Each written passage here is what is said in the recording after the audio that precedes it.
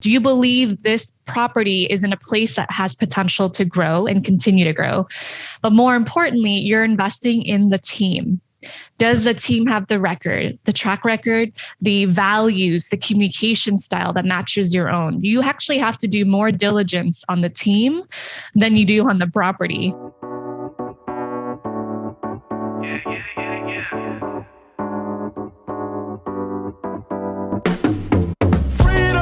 Welcome to the Going Long podcast. We're back once again to continue to help to educate you so that you feel much more comfortable as well as confident investing beyond your backyard.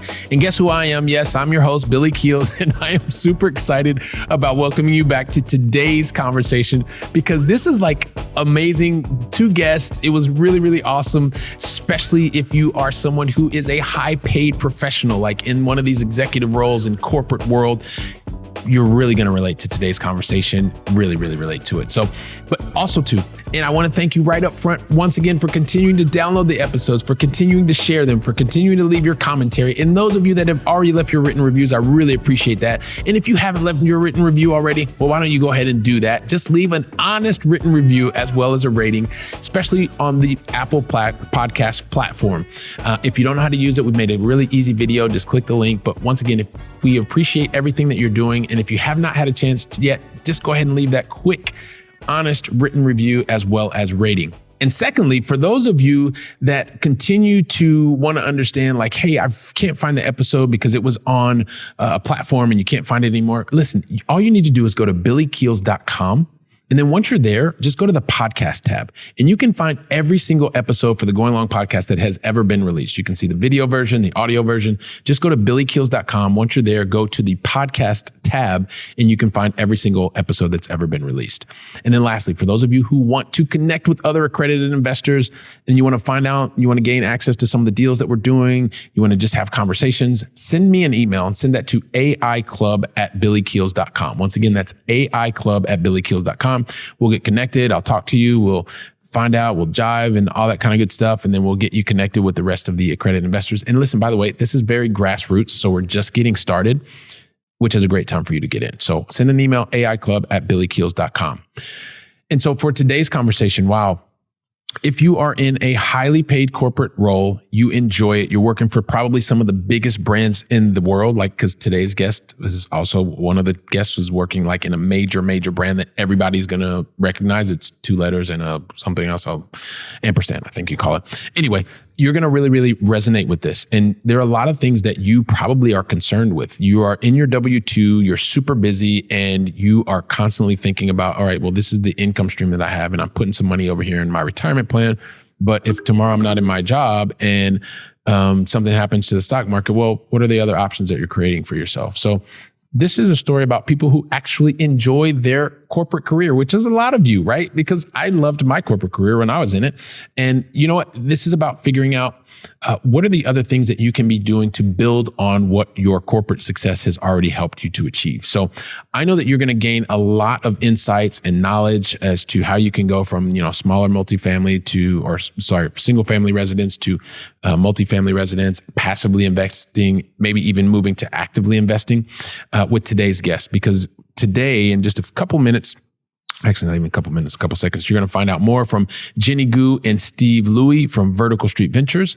And we're going to get to that just after this. Whether you're an active investor or a passive investor, you really like your day job and you want to continue to go into your day job every single day feeling better, knowing that you've created the right options for yourself.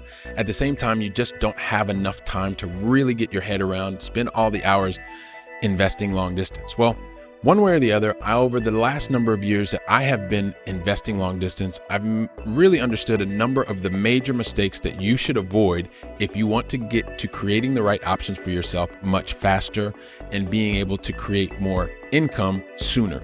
And if you want to do that, if you want to understand more about that, I've made it really, really simple. You can just go to billykeels.com/7 mistakes to avoid.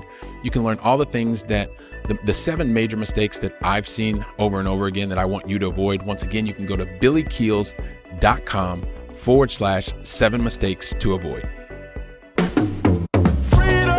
If you want to understand how the right long-distance investing strategy can lead to making a positive impact in the community by really having best-in-class asset management, then guess what?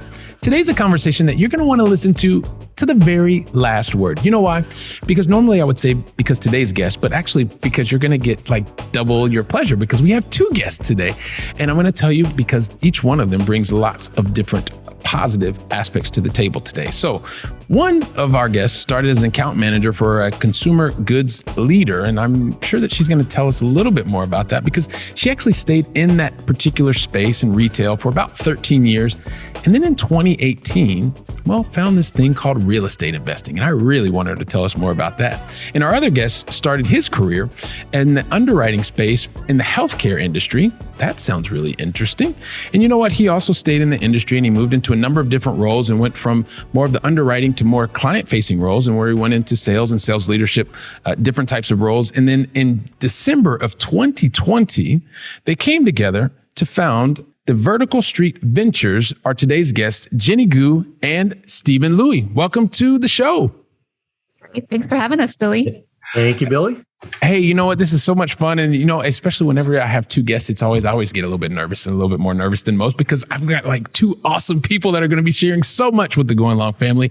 And so without me talking them more, let's jump right into the conversation. So, you're going to get 5 questions. You're going to get 2 in the beginning. You're going to get 3 in the end. And then in the middle, I really don't have any idea what we're going to ask, but I do know that your answers are going to add loads and loads of value to the Gou and Long family. So let's get started. And the very first question is to help us understand, where exactly do you live in the United States? Sure, I can start. So I live in North Orange County, a city called La Habra Heights. For those folks not familiar of Southern California, it's about 30 minutes north of Disneyland. That's the benchmark. There you go, Disneyland. Love that. Steven, over to you. Yeah, and I'm about 15 minutes south of Jenny, and it's in Yorba Linda, or probably west or what have you, and just in North Orange County as well. And grew up in the area most of my entire life. All right, fantastic. So out on the left coast, the two of you, on the south part of the left coast there in California. And also help us understand, what's the most positive thing that's happened to the two of you in the last 24 hours? Sure. Yeah. So it's about the little things.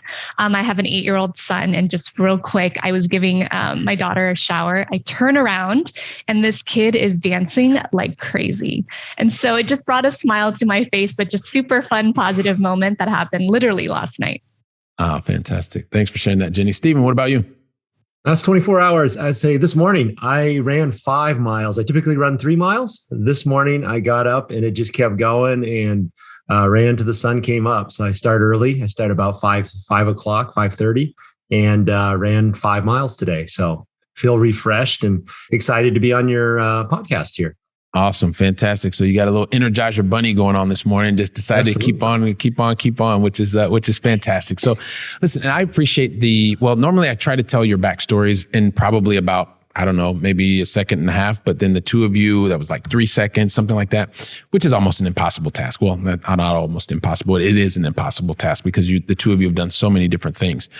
So what I would love for you to do is share your backstory or share your combined backstories, however you'd like to do it, and do it in a way that, not only you were getting a chance to understand more about your experience, but also if you can talk to us about some of the major decision points that you made to get to this point in your journey. And then from there, the three of us will have a conversation and see where we go from there.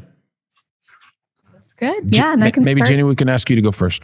Sure. Yeah. So you hit the head earlier. It's 13 years at a company called Procter & Gamble. I was a sales director there, managing sales strategies for some of our billion-dollar brands. You've heard of them, probably Dawn, Febreze, Cascade, et cetera.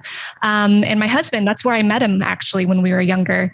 But while we were in Cincinnati, we lived there for about 5 years. We wanted to diversify our retirement. So we said, P&G is great, but we need something else just to make sure we're not relying on one nest egg. So we started with single family homes, accumulated about 10 of them, all in Cincinnati, and then quickly learned that we wanted to scale and found multifamily. And so here's a pivotal point for us was, we wanted to be closer to family. My dad had passed away when I was 23. 24, Ronnie's dad had developed cancer while we were in Cincinnati. And we just decided we had young kids. We wanted to design our own life the way we wanted to live. And so we picked up our bags, moved over to Southern California about 2.5 years ago. I actually quit my job at P&G in February of 2020 before even purchasing a single multifamily door because I believed in the model so much, and just went headfirst into multifamily. It gave me more flexibility, more time. I found a mentor. Steve actually was my mentor. He helped me accelerate my learning and my education. And then we decided to partner by the end of the year and develop this company. So fast forward to now, we've gone through a little over a year of being together as partners in this company, and have done amazing things from, almost 90 million in acquisitions and launching an academy, just to help more people like us. So that's kind of a high level look, but lots of pivotal moments in there, from deciding what we wanted to do, prioritizing, quitting our job, launching a company. So lots of things went on in the last, call it 2.5 years.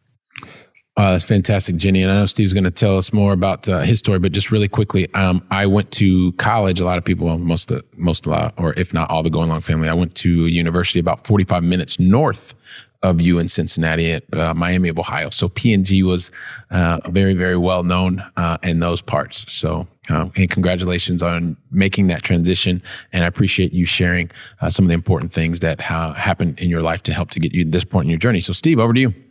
Yeah, absolutely. So I call myself a corporate America guy. So as you mentioned, I started in the financial side as a group underwriter on the healthcare side, and then continued my career, realized that I probably can't sit still at a desk most of the time, as Jenny knows. And so moved into a more client-facing, sales-oriented role. And that was probably the best thing for me, being a much more of a probably introverted person at the time, and it really brought me out of my shell. It gave me the opportunity to meet multiple different clients, multiple different customers, multiple different people. And I think that's one of the great things about being in a sales or a customer-facing role. And that was extremely helpful. And what that did, I had a technical background as well as knew how to sell. And what that did for me was created a top salesperson multiple years within the organization that I worked for, which was MetLife. And I was a sales rep for about 8 years. And then what do they do with great salespeople? They move them into leadership. Sometimes good, sometimes not so good. For me, it actually ended up extremely positive. And that role in there allowed me the opportunity to lead other individuals within some of the things that I've learned and help me mentor individuals. And then most recently, kind of finished my career of 25 plus years in the business at a consulting firm where I led multiple lines of businesses, from the healthcare side to the 401k wealth side, as well as the people side of the business at the consulting firm. The great thing about corporate America, about halfway through my journey, I started investing in single family homes, and the single family homes were all outside of California. California isn't as landlord friendly as some of the other states, as we know. And I started investing across, Arizona, Texas, Florida, Ohio, and Tennessee, and a couple other states out there. And that was extremely beneficial. So just like Jenny, I have 10 single family homes, including duplexes, fourplexes. And at that stage, I was trying to scale to 20. And then was fortunate enough to go to a meetup that was right by my house, and someone introduced me into apartment investing or multifamily. And then that took off. I, like Jenny, hired a mentor, moved in that direction. And in the last 4 years, we really scaled upwards. And then Jenny talked about some of the things that we've done as a company to collectively together. I kind of was doing some of it on my own, and realized that multifamily is really, truly a team sport. And I think a team getting together really can take you to that next level, which we've seen here at Vertical Street Ventures. So it's a little snapshot, Billy, for me. We're happy to answer any questions or any details that you want to peel the onion on. Yeah, Steve, I have loads and loads of questions. So just so you do know, I think you both know anyway, but you are surrounded by lots of people that are high paid professional software people, because for whatever reason, I guess because I used to work for a very well-known company in the software space. So a lot of people will really understand that sales, especially sales leadership transition, because we worked a lot across Europe, Middle East, and Africa. And also too, I guess, given your background early on, underwriting, and although it was in a different industry, there are some pretty basic principles that I'm sure you also are seeing now, even when you move into this multifamily space, and also the love for both mentoring and coaching. I'm sure, and Jenny already mentioned it before. That's one of the reasons that the two of you connected, or I guess ultimately the three of you connected, but the two of you here representing Vertical Street Ventures, I think is fantastic. But the one thing I do want to come back to, because whether it's P&G or whether you're in a sales role, like these are big brands, and these are the types of companies that people tend to aspire towards. And then once you get to those roles, and maybe this is specifically for Jenny right now, because I knew that was one of my college dreams, but I wasn't ever accepted at P&G. They turned me down twice, but hey, these things happen. But once you're there, like that's what you really ultimately, those are the jobs that everybody says that you want to be there and you want to move up the ladder and stuff like that. So why did you even get involved in real estate in the first place? I know you mentioned something with you and your husband and that you wanted to do that, but like, why did you want to do it? Yeah, I mean, the reason we jumped into real estate was really the idea of having more passive income, and then also the diversity of our retirement. So I'll tell you, our plans and our goals have changed literally every year since the last 5 years, just because we've learned about something new and we've wanted to jump into it. But fundamentally, it was more about the diversification, because we were both so heavily invested in P&G retirement. Okay? Gotcha. But I want to be clear about what you mentioned. I absolutely loved P&G. It is a top company to work for. They are a promote from within company. So there's tons and tons of mentorship and development and coaching. I left, and my husband says the same thing because he recently joined us. He quit as well back in October, and he joined us. But I will steal what he says. We weren't running away from something. We were running towards something that was bigger and better for us. And I feel like I can now impact and serve more people in this capacity than I could at my previous role at P&G. Okay. Yeah, no, and I love that you just said that, because I've spent the majority of, up until recently, I was in a corporate role, and to your point, I mean, I really, really love the companies that I've worked for, because they have helped me.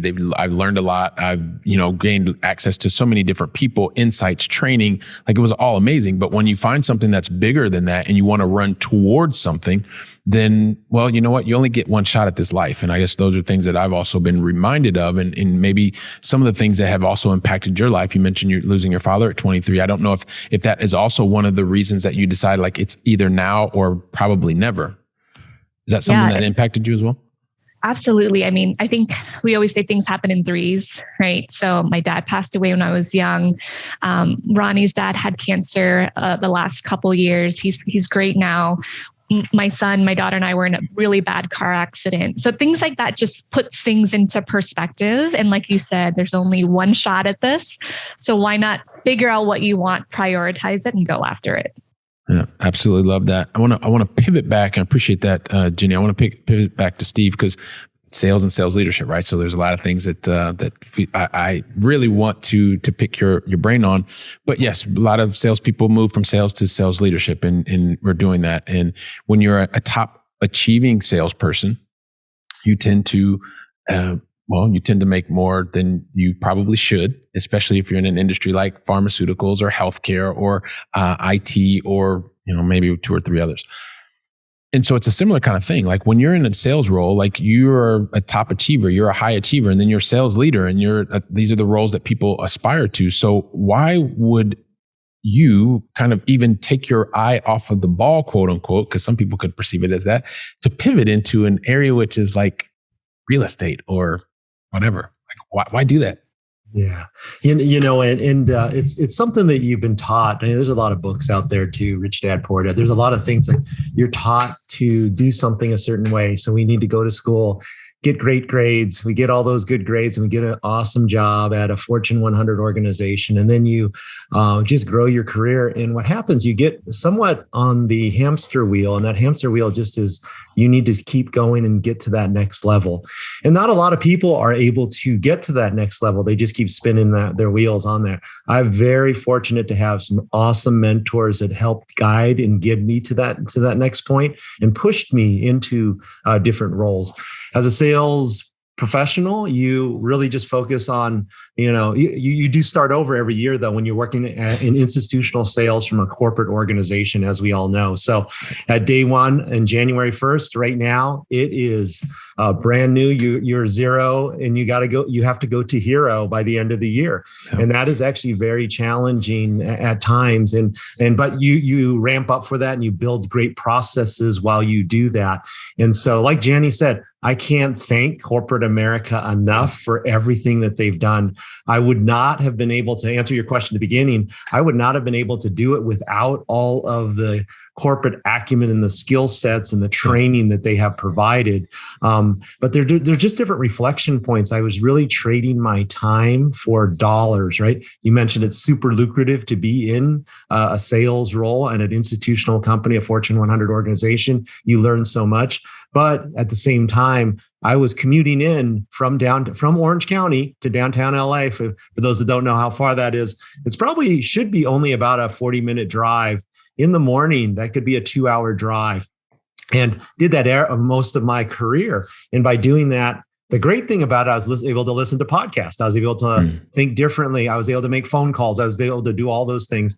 But then I would always have to leave work also at 7, 8 o'clock at night, and then come home and do it over and over again. And so I think that reflection point, I'm glad somebody introduced me to real estate. I've never been, my whole family was not in any type of real estate whatsoever. It was the traditional, get a great job and then continue your career there. And a lot of times there's individuals just like Jenny and myself that are actually yearning for something else too, when they've had time to sit down and reflect on what the future holds. And so I think that was pretty much it. I personally did not get as much time as Jenny will to spend with her kids. So I have 2 girls, and I was the sole provider for all of them. And so that was just the direction we went, which was a good direction. But now I do have that time to spend more with the family and design. As Jenny said, Jenny and Ronnie always say, design a life by design. And so I can control what it is. And that's the nice thing. We have the ability to do that as with the skill set that we both have that is super complementary as well.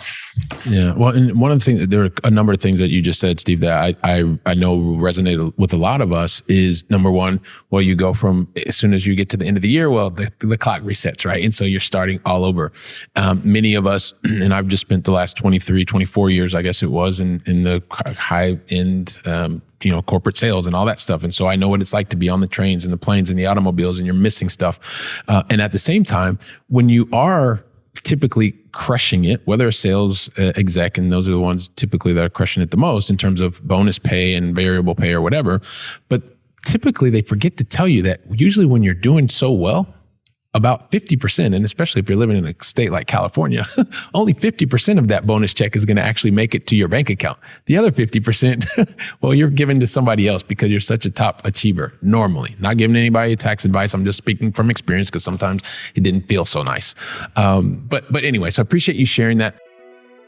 Wow, don't you just love this conversation? This is amazing. This is fantastic. And so just really quickly, I just wanted to remind you, for those of you that are looking to create more options for yourself, get there faster, and do that with long distance investing, make sure that you go to billykeels.com/7 mistakes to avoid so that you can avoid all those mistakes, get to your goals faster and sooner. Once again, that's billykeels.com/7 mistakes to avoid. Now back to the conversation. And then coming back to the kind of the thesis of this show, and I know that this is something that you both are doing a lot, and Steve, you even talked about it earlier, is when you read the books, like, well, whether it was Rich Dad, Poor Dad, or you started then going down a rabbit hole and you're reading a whole bunch of other things, or you're listening to the podcast, at least the ones that I was reading or listening to, or they've said, as you want to become a landlord, buying the place where you live, and when you're going to start buying real estate, buy and live in the same place. Well, I fundamentally don't believe that, right? I just don't believe that that's the only way to do it. I do believe that that's a way to do it, but I fundamentally believe, well, because I've been doing it for the last 8 years, is living on one continent. I know I've taken it to an extreme as well, like living on one continent and actively as well as passively investing in other locations back in the United States exclusively.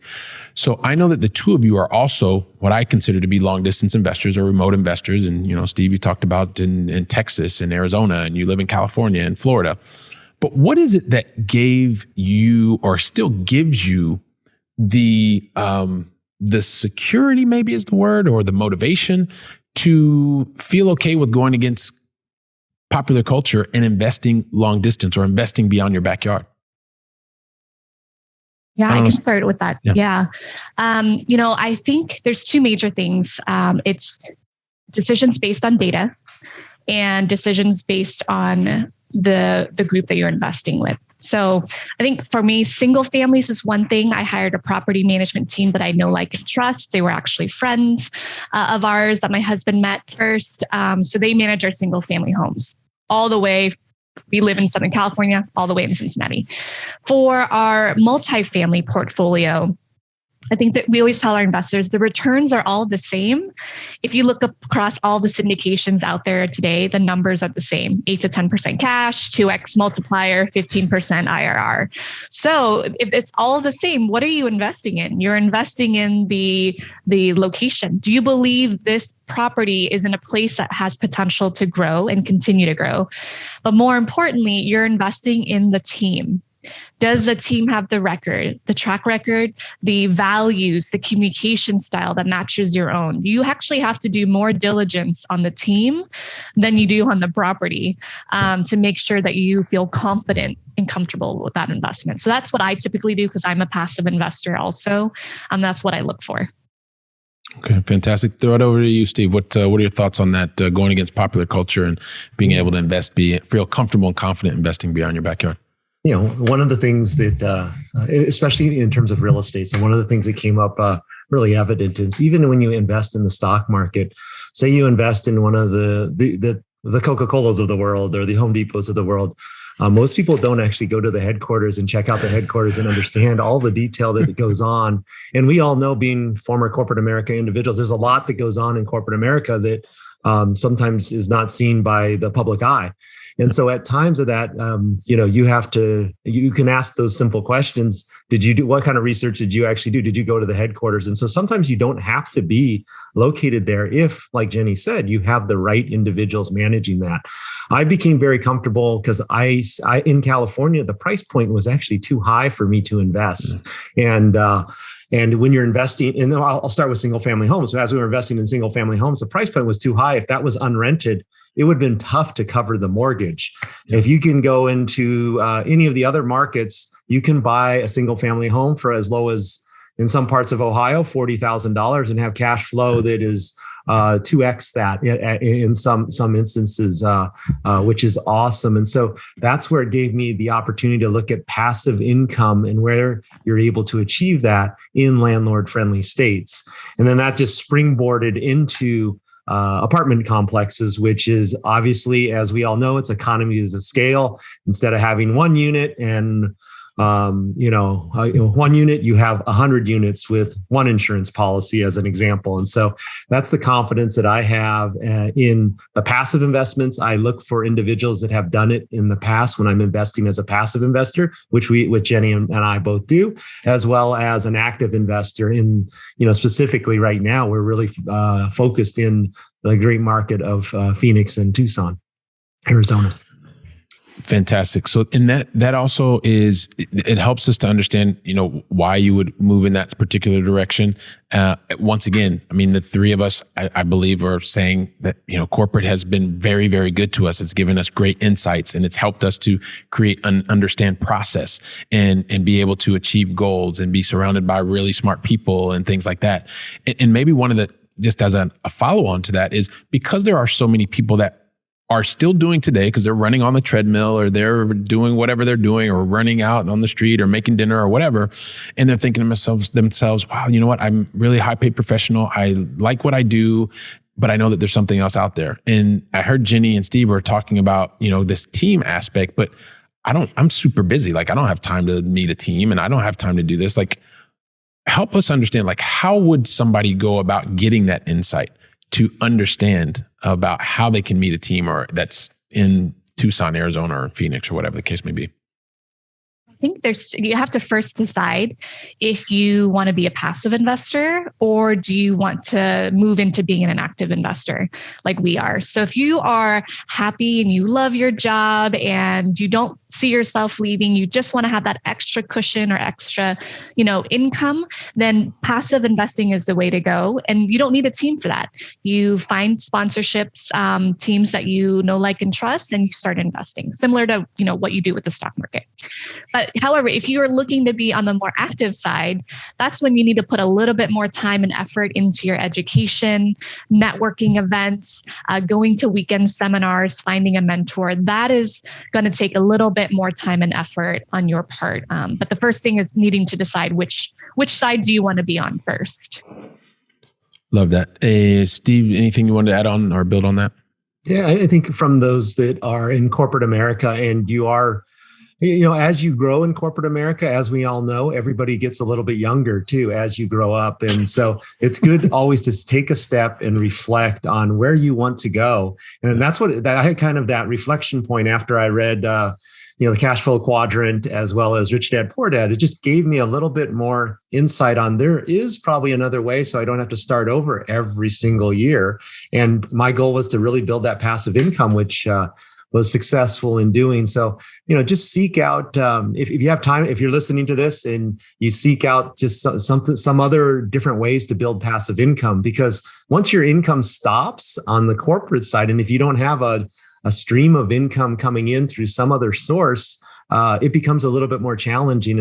And that's what that's what I found in mentoring a lot of individuals that have been calling us now and asking us, well, how were you able to step away from something like that? And some people prefer not to. Some people would just rather work all the way till they're 65 and a half and then retire on their 401k and their pension. And that's a perfectly fine opportunity to go down that path. But if you're looking to kind of maybe as we get older, you become slower. Technology is faster and faster. And even for a person like me, Jenny is 10 times faster than me in terms of how quickly she can maneuver through the Google Drives or through some of those things, just because I didn't grow up with a phone in my hand where she probably came out of the womb with an iPad in front of her. So as an example. And so sometimes as technology changes, you do have to change as well. And that's kind of why I kind of double down on another way of real estate happened to be that way to build that passive income.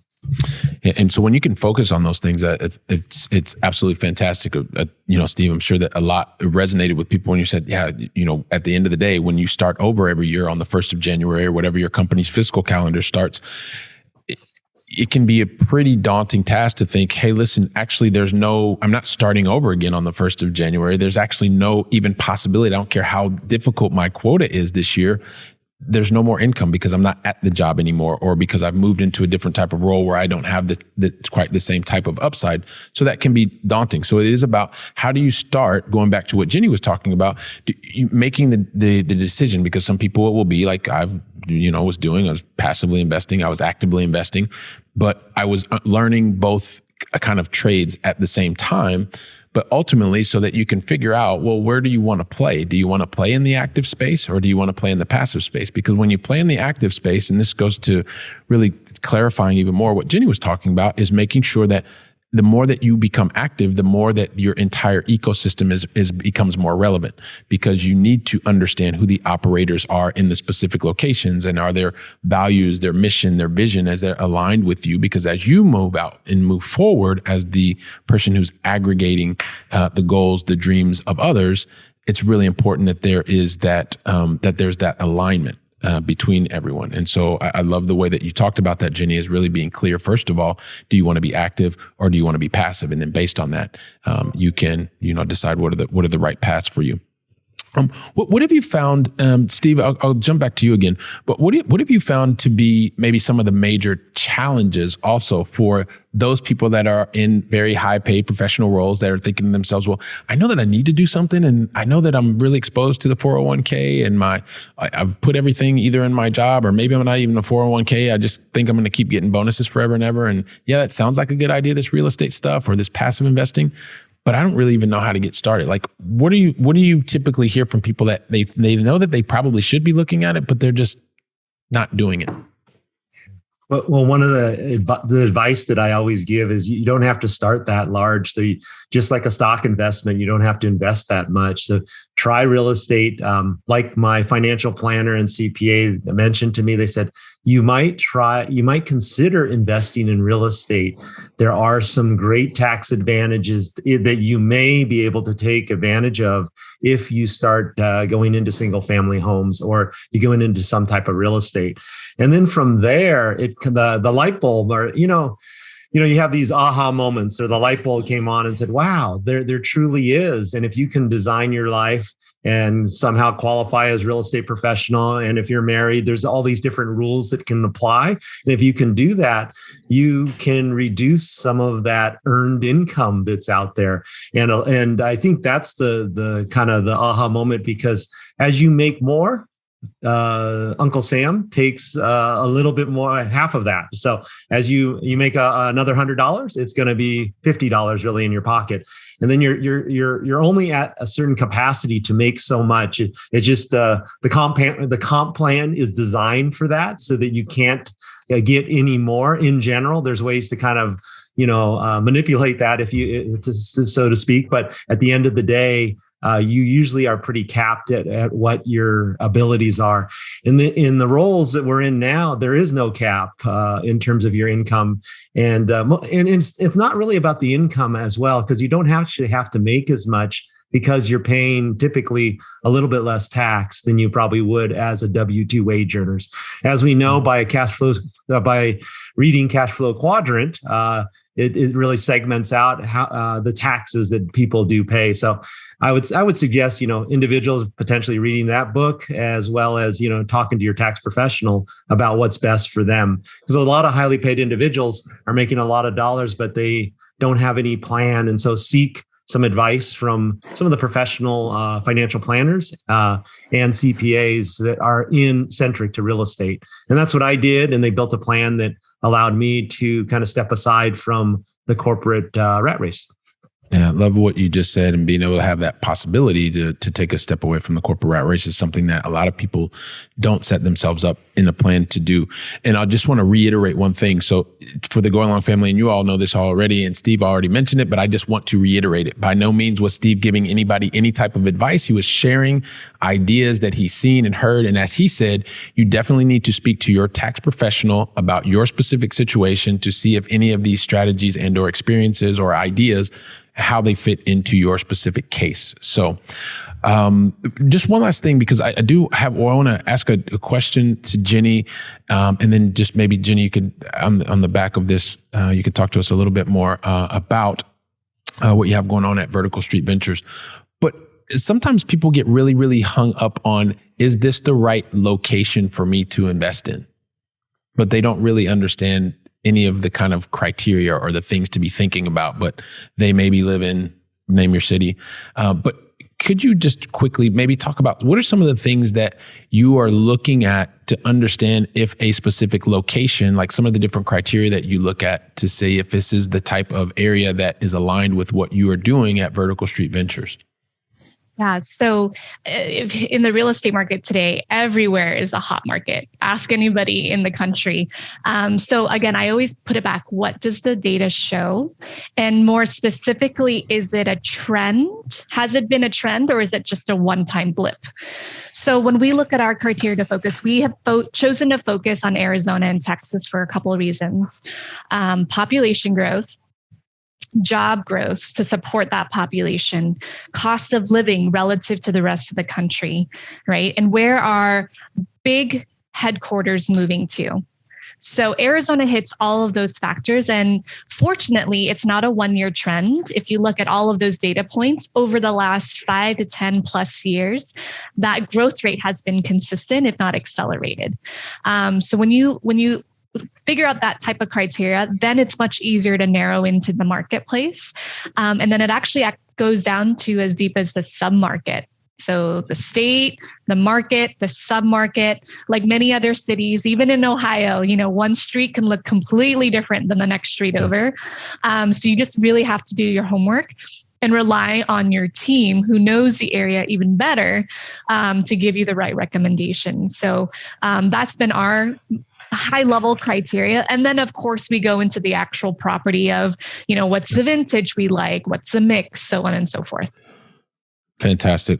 And I appreciate that. And a lot of times people will talk about the specific opportunity, right? And so there's a level before that, and you being able to walk us through that and helping us to understand how you will select certain states like, or in your specific case, states like Arizona or Texas, and then the different criteria that you look at is helpful. And then once you get through that specific location, the specific submarket, then you look at the opportunities, and they could be, a million different types of opportunities, but they are in a specific location that is going to give you the highest probability of achieving the goals that you want.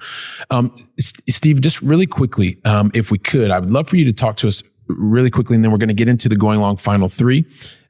Who are you helping today? Who is the person that you will find yourselves helping at Vertical Street Ventures? So those would be some of our investors that are seeking some of the things that both Jenny and I have. So I have a lot of even my competition investing with us. And so people that I didn't even know, but I get notes from them. Hey, I've been following you guys, and it's amazing to see the progress of what you have done from leaving corporate America to where you are today. Some comments even as says, hey, I'm very proud of you. And so those are some of the highly paid working professionals that are out there, both in Jenny, Ronnie, and my database, that are seeking a passive income stream to either supplement their great job they have in corporate America, or to seek maybe a slightly different direction. As we mentioned, all of us have forks in the road, and we just have to choose which direction is going to be best for us. As I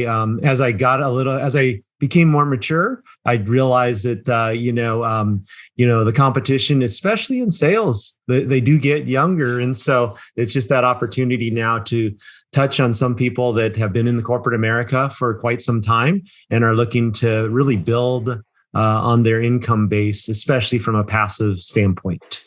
All right. Fantastic. So it makes a lot of sense. Busy professionals that are looking to add to the passive income streams or additional streams of income, so they're not just completely reliant on the earned income that they have from their role. So fantastic. Well, listen, here's the thing. We kind of got to get into the going long final 3, Jenny and Steve. And I never ask anybody, and because today you are our guest, I will not ask you unless you tell me that the 2 of you are ready for the going long final 3. Are you ready? We are ready. Ready. You were born ready. Here we go. So I was started with the 2 of you, and you're both over in the left coast and just north of or near the southern part of the left coast in California. But I want to bring it back over here to me in Europe. And so here's the thing. Help us understand. What is your favorite European city that you've either visited or is still on your bucket list to visit? And I know one of the answers already. Yeah, so I've been to a few European cities. Hands down, Barcelona is the clear winner. All right, cool, Jenny. You're welcome. You're welcome back anytime. Steve, what's up, man? What's your favorite European city? Fortunate enough through corporate America, been able to travel quite a bit as well through to Europe. I probably like Monte Carlo. Monte Carlo is great. I had the opportunity to drive a Ferrari around the streets of Monte Carlo.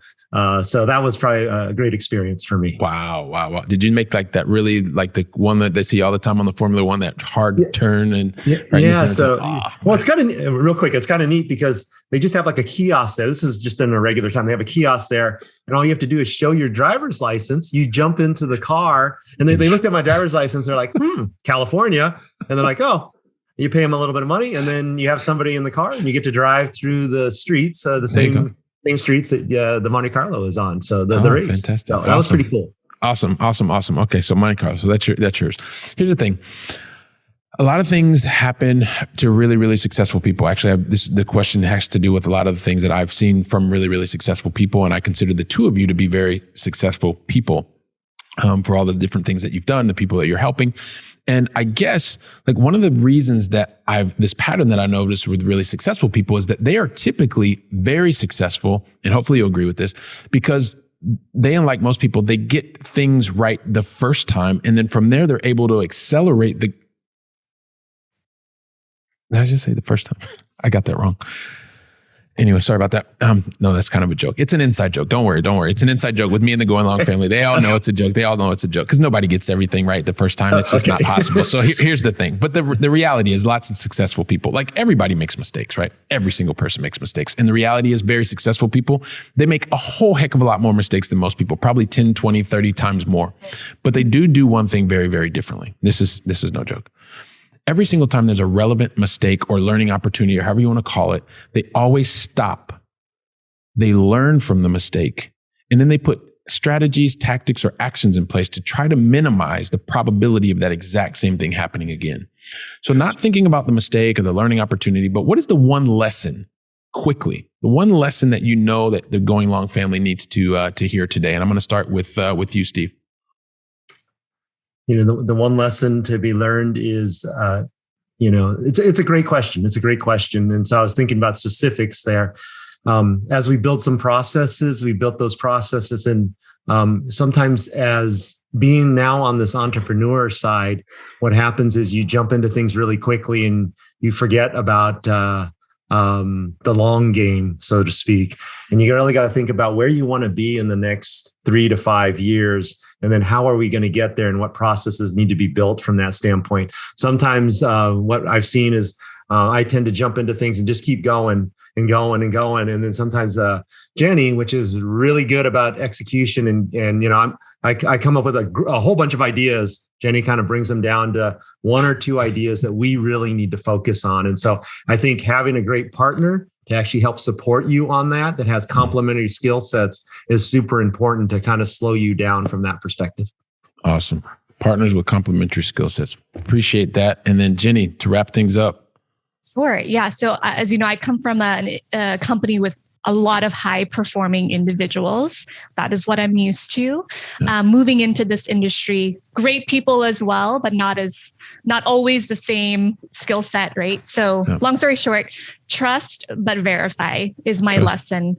Again, people are experts, but at the same time, it's your business. You are the entrepreneur. You're managing millions and millions of dollars. You just need to trust but verify. Trust but verify. And I think there was also a famous president in the 1980s in the United States that said something very similar to that, if not exactly the same thing, which I love. So here's the last question for each of the two of you. And it's about filling our brains with knowledge before we go. And this time we're going to start with Jenny, wrap it up with Steve. And that is, what is the one book that you would recommend to the Gou and Long family today? Favorite book I read last year in 2021 was Who Not How by Dan Sullivan. Awesome. Who Not How. Love it. Yep. And mine's an application all the time I use every day is Miracle Morning. So continue to follow all of the principles and their savers. And that has been a life changer in terms of the things that I need to do to accomplish the goals that I set forth here. Yeah, no, it's a great one, Hal Elrod. So we'll definitely include that. I'm also one of the savers there in the morning. When you talked about getting up at 5, I was like, and you weren't on your running, I was wondering, hey, did he do some silence before and his affirmations and all that kind of stuff? So fantastic. And Who Not How is absolutely, Jenny, one of the books that really, as you start to get out there, is think about who is the person that can help you, because they are probably much more suited and enjoy doing that. And they're both great recommendations. And listen, I just thinking from the very beginning, and yes, having the background from P&G or doing the underwriting and the healthcare and being able to evolve, but both of the two of you recognized, and Jenny, you and your husband also recognized that you needed to have more than that one stream of income. You wanted to look for more control over your lives. You both had positive experiences, just like me, with the corporate life that has then helped you to understand more about process, more having better training. And then as you're now in your own venture since December of 2020, helping others with Vertical Street Ventures, you are able to not only continue to build on what you've learned as passive investors as well as active investors, you're able to continue to help to educate others and build community. So with that stated, I know that there's so many people that are part of the Going Long family are thinking, wow, you know what, Steve, he's talking about things that are in the sales realm and that really resonates with me. You know what, Jenny, she's talking about things that are process and being around, people that understand and are really driven to make sure that things are efficient, et cetera, et cetera. And then they've got this all wrapped up in their own company. I want to find out more about them. So help us understand, what is the best way for the Going Long family to find out more about the two of you as well as what you have going on at Vertical Street Ventures? Sure. You can find us on all the social media platforms, Facebook, LinkedIn, Instagram, but go directly to our website, verticalstreetventures.com, to find a way to contact us directly. All right. Fantastic. Well, listen, Steve, did you want to say anything to wrap things up? No, thank you so much for giving us this opportunity. It's been great to get to know you a little bit better, and we appreciate your time. Well, yeah, and it's me and the Going Long family. We thank the two of you, Steve as well as Jenny, for you joining us, for sharing your experience, your expertise, and really, really appreciate that. So thank you from the bottom of my heart. Thank you very much. Thanks, Billy. Thank you, Billy. All right, awesome. If you give me just like 10 seconds, I'm just going to wrap things up with the Going Long family. Hey, listen, everybody, Jenny just made it really, really simple. Go to Vertical Street Ventures, check them out. They've got a great website. I was there myself. It's going to be fantastic. Steve talked to you about all the different things in the sales and sales leadership experience that he talked to you about. And listen, you don't want to be the only having one stream of income. Go check them out. See what they're talking about. So, and in the meantime, I'm really looking forward to welcoming you back on the very next conversation. So go out, continue to make it a great day. And thank you very much. Wow, don't you love hearing from top-notch experts in the field? When I was getting started, I really wish that I would have had access to such experts. And even more, I wish they would have given me like a really simple list of things to follow so that I could have gotten to my goals much faster and been much happier even sooner. So that's why I've created for you the 7 things that you should avoid in order to be successful in long-distance investing. And you can pick that up really easily by going to billykeels.com/7 things to avoid. And also, if you liked today's episode, don't forget to leave a 5-star review. I'm looking forward to seeing you on our very next episode, so go out and make it a great day.